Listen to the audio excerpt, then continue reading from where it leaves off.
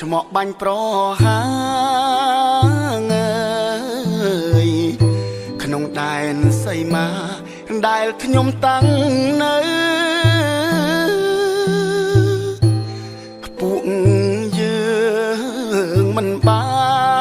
នចូលដីសัตว์ត្រូវម្ដេចចោលខូខើបំពៀនរំលោ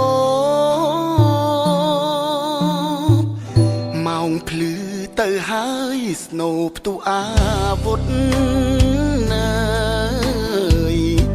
យុទ្ធមិត្តមុំមុតប្រយុទ្ធតបាញ់ខ្មាំងសត្រូវវិនាសបាក់ក្លបប្រឆាំងចោលមោកពួកមិត្តអាប់បលាក់ឈាមខ្ញុំជាខ្មែរខ្ញុំថែដីខ្ញុំហេតុអ្វីបនលំជារបងអ្នក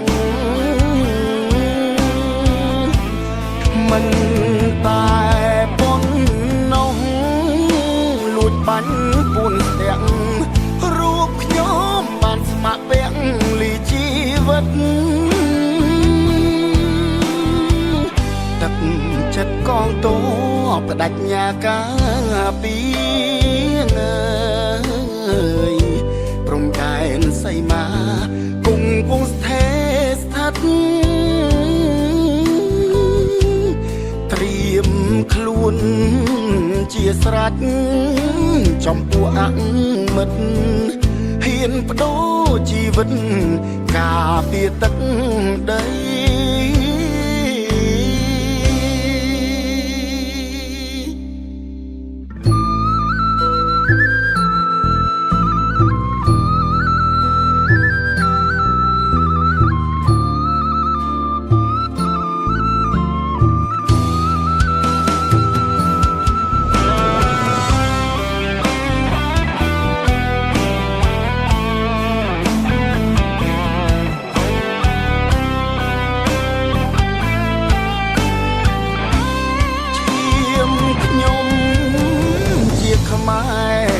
ខ្ញុំថែ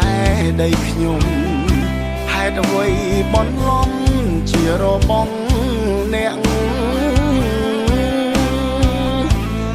មិនតែប៉ុននោះលួចបាញ់ពួនស្ទាក់រូបខ្ញុំបានស្ម័គ្រពាក់លីជីវិតទឹកចិត្តកងទ័ពបដិញ្ញាការពីព្រំដែនសីមាគង់គង់ស្ថិតស្ថិតត្រៀមខ្លួនជាស្រេចចំពោះអមិត្តហ៊ានបដូរជីវិតការពារទឹកដី